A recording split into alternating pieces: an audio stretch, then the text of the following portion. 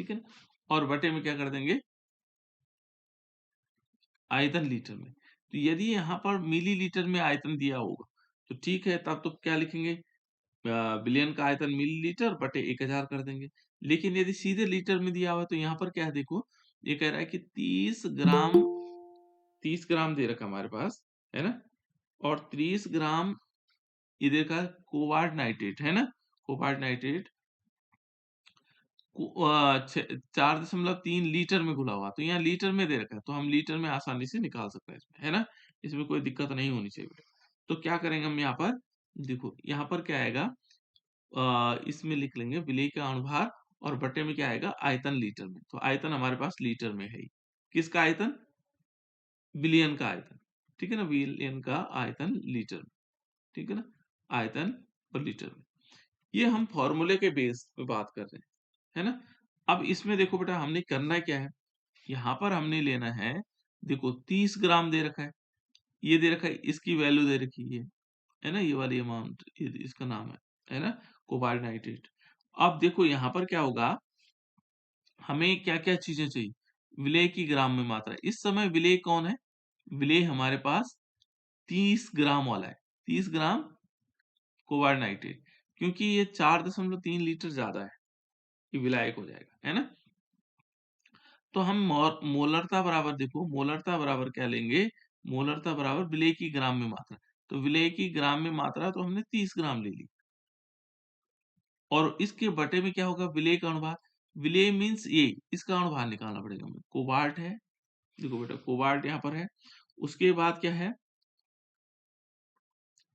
NO3, देखो, और इसका भी क्या लिखा है, NO3 का होल ट्वाइस लिखा हुआ, 6 मॉलिक्यूल H2, ये इसी के साथ है। इसका अनुभार निकालना, मोलर द्रव्यमान जिसको कहते हैं, molar mass of this molecule, है ना। तो इस मॉलिक्यूल का हमें मोलर मास निकालना, तो मोलर मास या मोलर द्रव्यमान, या हम कह सकते हैं अनुभार, है ना, ये सब एक ही शब्द, एक ही चीज के लिए यूज होता है। मोलर मास भी कहो तो वही चीज है, अनुभार भी कहो तो वही चीज है, और मोलर मासेस भी कहो तो वही चीज है ना, मोलर द्रव्यमान और मोलर मास एक ही चीज है। देखो बेटा यहाँ पर कोबाल्ट है, तो कोबाल्ट का जो हमारे पास यहाँ पर मोलर मास होगा, है ना, मोलर मास कैसे कितना होता है, ये याद रखना पड़ेगा हमें, 58.7, कितना होगा, 58.7, है ना, किसका, कोबाल्ट, कोबाल्ट का हमें 58.7। अब देखो इसमें हमारे पास क्या है, NO3, तो प्लस उसके साथ देखो N का कितना होता है बेटा, नाइट्रोजन का कितना होता है, मोलर मास, बताओ बेटा मोलर मास कितना होता है,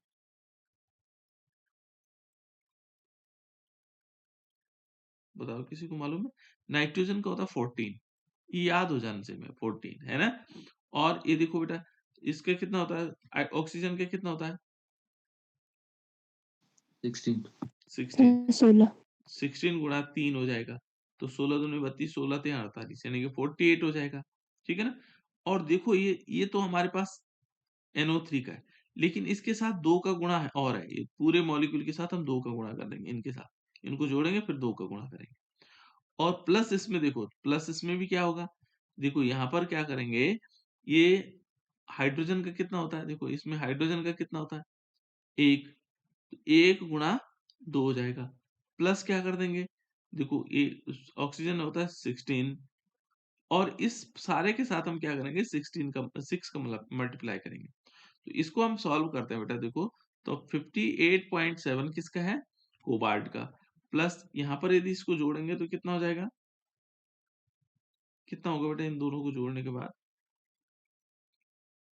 देखो ना 8 4 12 का 2 हासिल 1 हो गया, है ना, 5 5 और 1 6 हो गया, 62 हो रहा है, 62 इंटू 2 हो जाएंगे, 2 का गुणा करेंगे तो 2 दूने 4 और 6 दूने 12, यानी कि कितना हो जाएगा, 124, कितना होगा, 124, प्लस देखो यहाँ पर प्लस यदि हम करेंगे तो देखो ये 18 18 6 का गुणा करेंगे तो 108 हो जाएगा, 108, 18 गुणा के 6, है ना।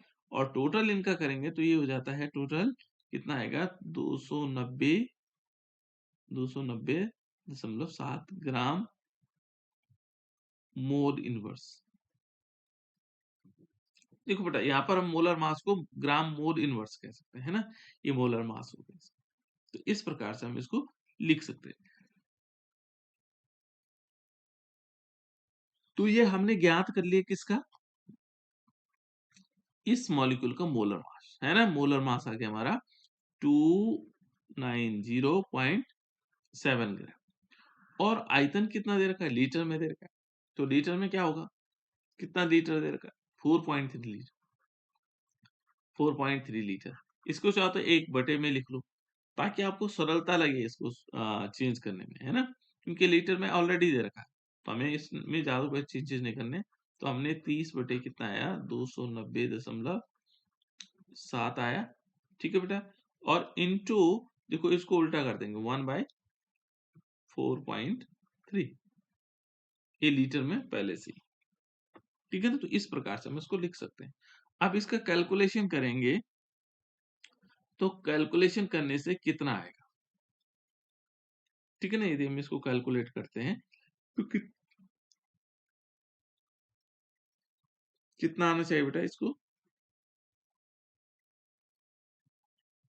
तो इसकी जो वैल्यू आएगी, अप्रोक्सीमेट आती है, ये आती है 0.02 मोल, इतना लगभग आएगा, है ना। क्योंकि इसको हम कैलकुलेट कर लेंगे। कर लोगे, ये मैंने बताना। देखो, इस प्रकार की कैलकुलेशन करने के लिए आपके पास सिंपल ही है बेटा, कि 30 और यहाँ पर है 290.7 इंटू 1/4.3। इट मीन्स जितने हमारे पास पॉइंट है उनसे 0 बढ़ा दो, इस पॉइंट खत्म। फिर कितना हो जाएगा, ये 30 है हमारे पास, और इसके साथ 2 0 और आ जाएगी, और ये 2907 इंटू 43, इन दोनों का मल्टीप्लाई करो। ठीक है ना। मल्टीप्लाई से जो वैल्यू आ जाए, देखो ऐसा नहीं घबराना कि इतनी बड़ी संख्या है ना। चलो करके देख लेते हैं हम, है ना। यहाँ पर देखो कैसे होगा, 2907 मल्टीप्लाई बाई 43। इसका इसलिए करवा रहा हूँ कि ताकि आपको कॉन्फिडेंस होगा। देखो 7 3 जो 21, है ना। 7 हो जाएगा, 2 हो जाएगा, 3 दूनी 6, 7 8, और ये देखो कितना होगा, 28, 2 हासिल हो जाएगा, 0 2। ठीक है, 9 7 9 9 चौको 36, 6 हो जाएगा, 3 हासिल हो जाएगी, और 4 दूने 8 और 3 11, है ना। ये हमारे पास आ जाएगा 1 0, है ना। 7 और 3 10, 0, है ना। देखो 7 और 3 कितना हो गया, 10 हो जाएगा, 8 से 14, 10 और 1 15 हो जाएगा। एक हासिल भी तो आएगी यहाँ से, है ना। और 1 8 2 10 के 0 हासिल 1 और 15, और यहाँ आ जाएगा 12। ये होगा हमारा। कितना आया हमारे पास मल्टीप्लाई करके, 125001। देखो इतनी बड़ी संख्या है, और इससे हमने किस में भाग देना है, 3 3 0 है ना। तो देखो ये 3000 है, और ये कितना है, इकाई, दाई, सैकड़ा, हजार, 10,000, लाख, 1,25,000 के लगभग, है ना। तो हमने 3000 में भाग देना, तो भाग तो जाता नहीं बेटे, कंफर्म है। तो हम क्या कर देंगे, दशमलव लगाएंगे, 1 0 और लगा देंगे। देखो इकाई, दाई, सैकड़ा, हजार, 10,000, अभी 30,000 हुआ। 30,000 छोटी संख्या है, तो 1 0 और लगाएंगे, और 1 0 यहाँ बढ़ा देंगे। तो इकाई, दाई, सैकड़ा, हजार, 10,000, लाख, अब 3 लाख हो गया। और ये कितना है, 1,25,000 है। ये कितना हो रहा है, देखो इकाई, दाई, सैकड़ा, हजार, 10,000, लाख, ये 1,25,000 है। यहाँ पर हमारे पास 3 लाख हो गए। ठीक है ना। तो 1 लाख का दुगुना 2 लाख होता है, लेकिन ये 1,25,000 है, तो 2,50,000 होगा, है ना।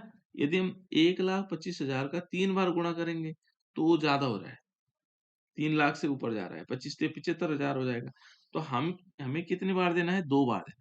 तो लगभग 2 बार इसको भाग देंगे, तो 1,50,000 दो आ जाएगा, तो 1,50,000, नहीं सॉरी, 2 लाख आएगा, 2,50,000। देखो, और डबल जीरो आएगा, और 2 आएगा। इतनी वैल्यू आएगी, तब भी हमारे पास कितना बच रहा है? 48,000 समथिंग बच रहा है, देखो 8 बचेगा, ठीक है ना? यहाँ बचेगा 9, यहाँ भी 9, ठीक है ना? यहाँ भी 9 और ये 50 में से 4, ये देखो इतनी इतना बचेगा 49 पॉइंट इतना। तो उन्होंने क्या किया, इतने पे ले लिया राउंड फिगर में, दो संख्याओं पर उन्होंने आंसर दे लिया, ठीक है ना? तब इसके बाद यदि चाहो तो एक जीरो और बढ़ा लो, फिर और संख्या बढ़ेगी, तो हमने क्या कर दिया, इतने पे ही राउंड अप कर लिया इसको, तो इतनी वैल्यू आ गई। देखो हमने आसानी से इसको सॉल्व करने की कोशिश की, ठीक है बेटा?